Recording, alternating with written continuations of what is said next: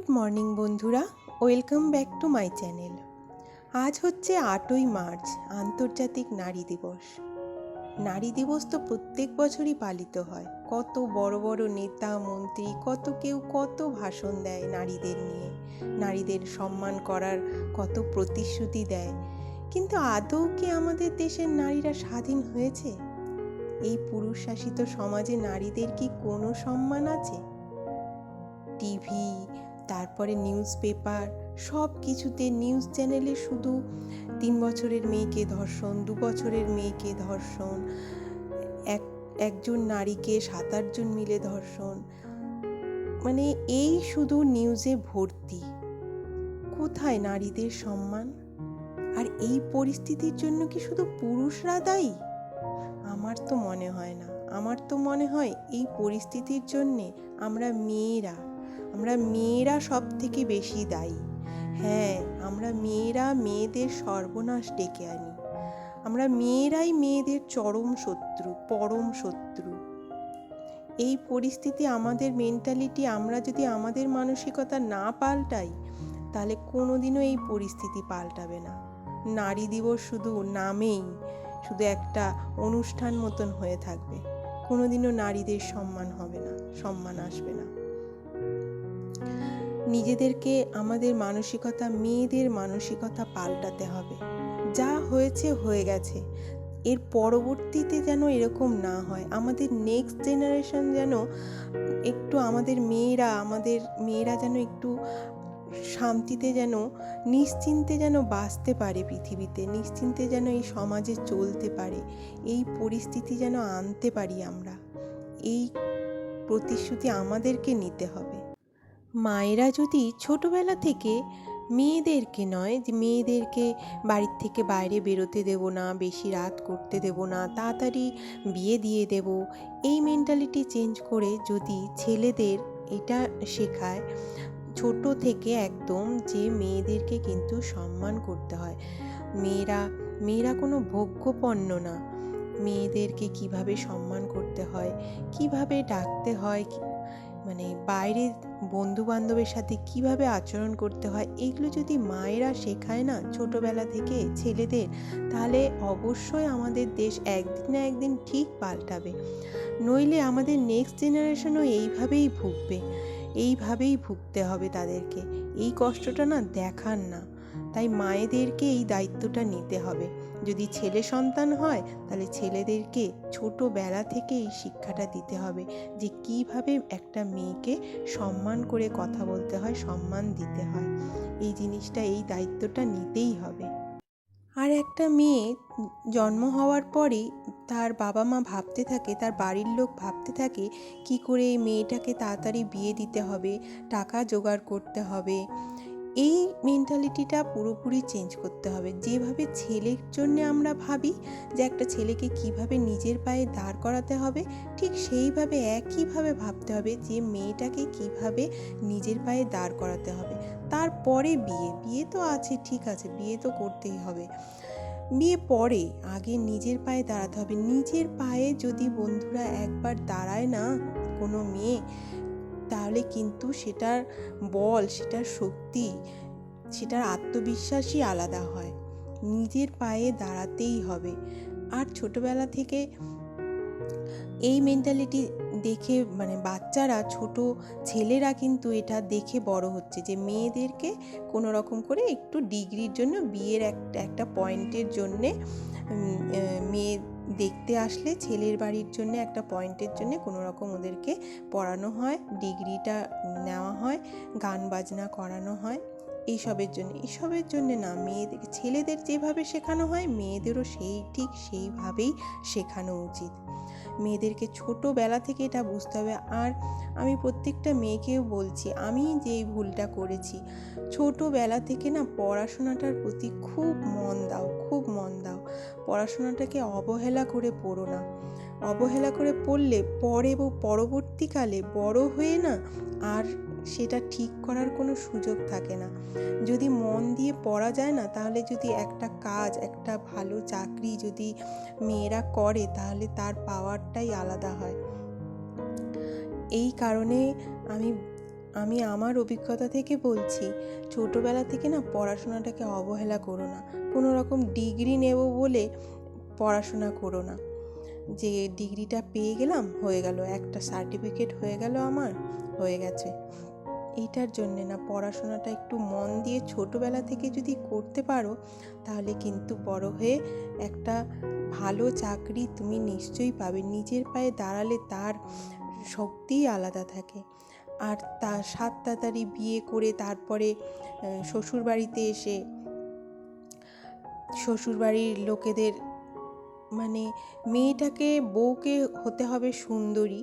সুন্দরী কিন্তু হতেই হবে, এমন না যে শুধু কর্মঠ হলেই হলো। সুন্দরী অবশ্যই হতে হবে, আর কর্মঠ তো হতেই হবে তার সাথে। এমনও না যে সুন্দরী হলেই শুধু শোকেসে তুলে বসিয়ে রাখবে, তা না। বাসন মাজা, কাপড় কাচা, ঘর মোছা, রান্না সব কিছুতে পারদর্শী হতে হবে। নইলে কি শিখেছো এতদিনে, বাপের বাড়ির থেকে কি শিখে এসছো, মা কি শিখিয়েছে, এগুলো শুনতেই হবে। শুধু নিজেকে না, নিজের বাবা মাকে শুদ্ধ শুনতে হয়। ওই কারণে এইগুলো কিন্তু ছেলেরা ছোটোবেলা থেকে দেখে আসছে। কোনো বৌমাকে যদি বলে যে বৌমার যদি ছেলে থাকে, সে কিন্তু এইগুলো, বাচ্চারা কিন্তু খুব তাড়াতাড়ি এগুলো ক্যাপচার করে। তো তার মেন্টালিটি আর কি হবে, সে তো দেখছেই যে আমার মাকে এইভাবে অবহেলা করছে, মানে মা এটারই যোগ্য, মা, মাসিরা, ঠাকুমা, দিদা, এরা এইসবেরই যোগ্য। এই কারণে পুরোপুরি চেঞ্জ করতে হবে, পুরোপুরি চেঞ্জ করতে হবে, নইলে হবে না।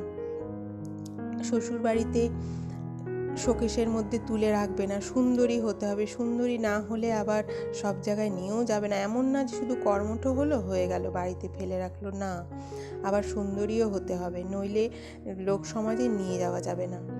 এই হচ্ছে আমাদের সমাজের একটা, মানে কি বলবো, বৈশিষ্ট্য আমাদের পুরুষ শাসিত সমাজের। তাই আজকে নারী দিবসে না আমার সত্যি চোখে জল চলে আসে। টিভি খুললেই এত বাজে বাজে নিউজ, আর ভালো লাগে না দেখতে। আমি তো সব সময় ঠাকুরের কাছে এখন প্রার্থনা করি, ঠাকুর যেন আমার মেন্টালিটি চেঞ্জ না হয়ে যায়।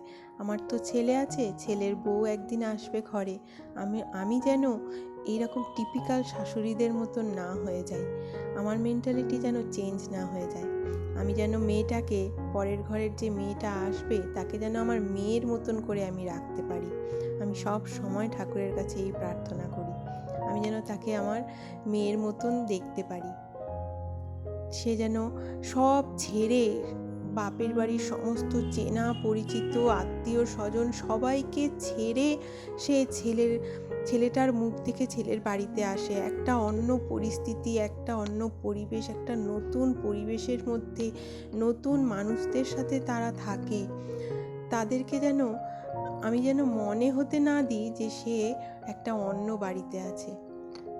এই রকম পরিস্থিতি যেন না হয়। মেয়েদের খুব কষ্ট, আমি খুব ফিল করছি এটা, যে একটা মেয়ে সব কিছু ছেড়ে দিয়ে চলে আসে, সর্বস্ব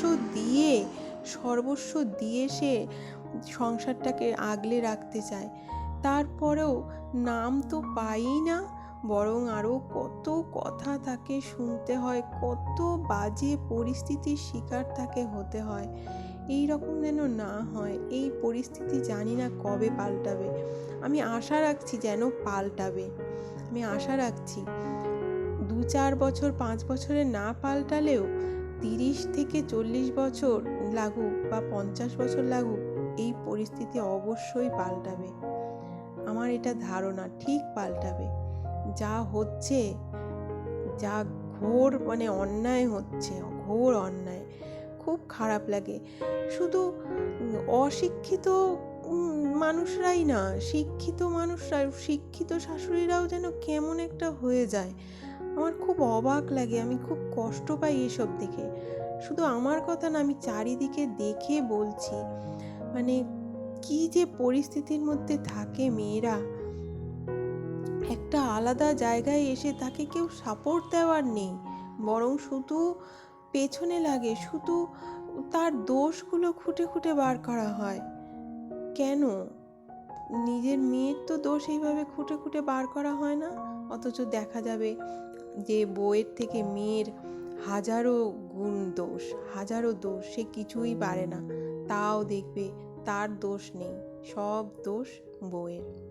এই পরিস্থিতি যেন পাল্টানো যায়, আমি এটাই আশা করব আজকে নারী দিবসে।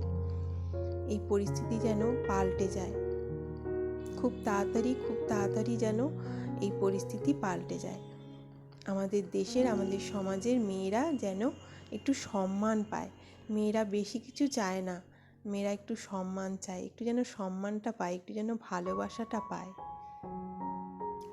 তো চলো, অনেক বক আজকে করলাম, জানি না তোমাদের কেমন লাগলো। তো আজকে দেখো আমি আমার ময়শ্চারাইজারটা আমার কেমন হয়ে যাচ্ছে, আমি ইমোশনাল হয়ে পড়েছি। আমার ময়শ্চারাইজারটা অনেক দিন ধরেই শেষ হয়ে গেছে, বানাবো করে আর বানানোই হচ্ছে না। আজকে দুপুরে অ্যালোভেরা পাতা কেটে এনে রেখেছিলাম, দাঁড় করিয়ে রেখেছিলাম, ভেতরের যে হলুদ মানে বিষাক্ত জেলটা সেটা বেরিয়ে গেছে। তারপরে আমি জেলটা বার করে নিয়ে ওর মধ্যে 1 চামচ মতন, 1 চামচ না 1/2 চামচ মতন গ্লিসারিন দিয়ে দিয়েছি, 7-8 ফোঁটা টি ট্রি অয়েল দিয়েছি, আর এই যে একটা ভিটামিন ই ক্যাপসুল দিয়ে দিলাম। দিয়ে ভিটামিন ই ক্যাপসুল একটাই দিলাম, কারণ গরম পড়ে যাচ্ছে, মুখ চিপচিপ করবে, ওই কারণে একটাই দিলাম। খুব ভালো করে মিশিয়ে নিয়ে আমি এটাকে একটা কাঁচের কন্টেনারে ভরে ফ্রিজে রেখে দেবো। তারপরে এটা ময়শ্চারাইজার হিসেবে আমি ইউজ করি, আমি 12 মাস এটা ইউজ করি। তো চলো, আর আজকের ভিডিও আমি এখানেই শেষ করব। তোমাদের যদি একটুও ভালো লেগে থাকে তাহলে প্লিজ একটা লাইক দিও, আর আমার চ্যানেলটিকে সাবস্ক্রাইব করে আমার পাশে থেকো। তো এই দেখো, আমার কিন্তু এটা আমি ভরে নিলাম। এবার মুখটা ধুয়ে এসে আমি এটা মেখে নেব, মেখে নিয়ে তারপরে এটা কিন্তু আমি ফ্রিজের মধ্যে রেখে দেব। এটা আমি প্রত্যেক দিন স্নান করে এসেও ইউজ করি, আবার রাত্রে শোয়ার সময়ও ইউজ করি। আমি খুব বেনিফিট পেয়েছি এটা থেকে। এত সফট হয়ে যায় গ্লিসারিন আর অ্যালোভেরা জেল, তারপরে ভিটামিন ই, সবকটা জিনিস, এত সবকটা ইনগ্রিডিয়েন্টস এত কাজের, এত সফট করে স্কিন। আর টি ট্রি অয়েল মুখের ব্রণ ফুসকুড়ি কমাতে, যে কোনো দাগ ছোপ কমাতে খুব কাজে লাগে। অ্যালোভেরাও দাগ ছোপ কমাতে, আর ভিটামিন ইও দাগ ছোপ কমাতে খুব কাজে লাগে।